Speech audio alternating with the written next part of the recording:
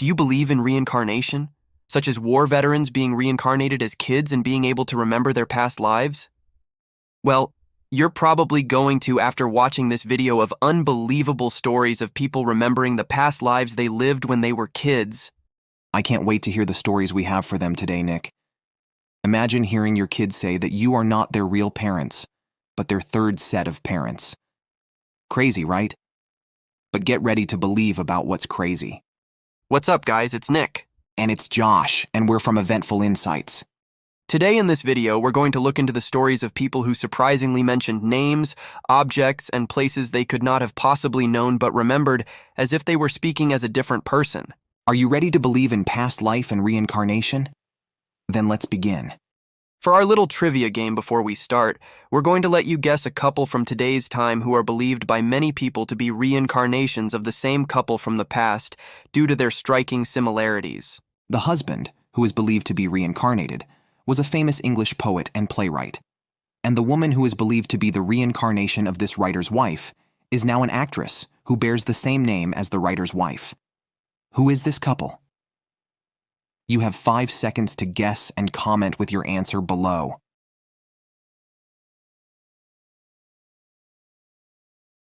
And time's up.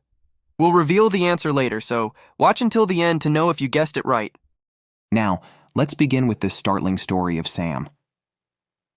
"When I was as young as you are now," said the little boy with dark hair to his dad, Ron, "I used to change your diaper." Ron, puzzled, looked at his happy son who hadn't even turned 2 yet. He found it weird, but thought he might have misunderstood. Over the next few months, Ron and his wife, Kathy, uncovered a strange story as Sam, their baby, kept making similar comments. Sam believed he was the reincarnation of Ron's late father, his grandfather. Instead of being alarmed, Ron and Kathy were curious, so they asked Sam how he came back. "I just went whoosh and came out the portal," Sam replied.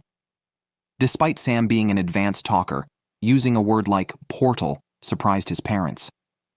They probed further, asking about Sam's supposed sister. According to Sam, she had turned into a fish, and some bad guys were involved, leading to her death. Curiously, Sam's grandfather did have a sister who was murdered 60 years ago, her body found in San Francisco Bay. Ron and Kathy cautiously inquired about Sam's own death. In response, Sam flinched and touched the top of his head, as if feeling pain. It turned out that Sam's grandfather had died of a cerebral hemorrhage a year before Sam was born. That gave me goosebumps, Josh. How can that be just pure coincidence? That is why some professors and even medical doctors believe that past lives and reincarnations are real. However, even though it captures public fascination, most scientists dismiss the idea of reincarnation. They view it as a field rife with frauds, deceptive practices, and extravagant stories of claiming past royal connections. But stories of the same nature kept popping up over the years. Here is another story of a boy named James. Since he was really young, James was only interested in playing with airplanes, according to his parents. However, when he turned 2, his love for planes turned into regular nightmares. James, at 28 months old, began recounting vivid dreams of an airplane crash with a trapped little man, leaving his mother, Andrea, puzzled. Despite their modern lifestyle with no exposure to war content, Andrea's mom suggested a past life connection. Initially skeptical, Andrea was baffled as James, over the next few weeks, revealed details about being the little man in his nightmares. He mentioned that his plane had been shot down by the Japanese. Around 2 weeks later, he provided more details, stating that his name was James, he flew a Corsair, and he operated from a ship named Natoma. In the following 3 months, he added that he had a friend, a fellow pilot named Jack Larson, and that he had been shot down near Iwo Jima. Even his drawings depicted scenes of air and sea battles between Americans and Japanese, all signed as James III. When asked why, he said he was the third James, meaning he saw himself as following after another James, the second one named James Houston Jr. James's father, Bruce, contacted Natoma Bay veterans, initially considering Jack Larson based on James's memories, but Larson was alive. The focus shifted to James McReady Houston Jr., a Pennsylvania native matching James's details, killed near Iwo Jima at 21. An inconsistency arose with the aircraft type, as James mentioned a Corsair, not the FM-2 Wildcat flown by Houston. However, a visit to Houston's sister confirmed he flew Corsairs, backed by eyewitnesses who recalled the plane's engine getting hit and crashing, aligning with James's account. Is it a fraud, or do you think that James is actually the pilot reincarnated? Now, here's something to shake off the creepy feeling you might be having right now. Let's have a quick question and answer game. What movie about reincarnation tells the story of a dog who's been reincarnated each time he dies? We'll give you 5 seconds to put your answer in the comments below.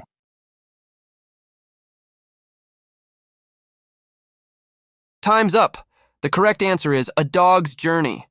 Have you watched this movie? You probably loved your pets even more after. Now, let's stop talking about the movies and talk about the real-life accounts of claimed reincarnations. In May 1957, in the small town of Hexham in England, 11-year-old Joanna Pollock and her younger sister, 6-year-old Jacqueline, along with their friend Anthony, who was just 9 years old, were walking to church when a driver hit them recklessly. The 2 sisters and their friend Anthony were tragically killed by a local woman under the influence of drugs.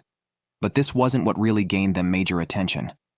After the heartbreaking loss of their daughters, Joanna and Jacqueline, John and Florence Pollock were deeply saddened. However, when Florence became pregnant again, John strongly believed that their 2 girls would come back to the family as twins. On October 4th, 1958, Florence gave birth to twin girls named Jillian and Jennifer. Although the twins looked the same, they had different birthmarks, which is quite unusual. Jennifer had a small mark on her left hip, resembling one that Jacqueline had, and a mark on her forehead similar to a scar Jacqueline had in the same spot.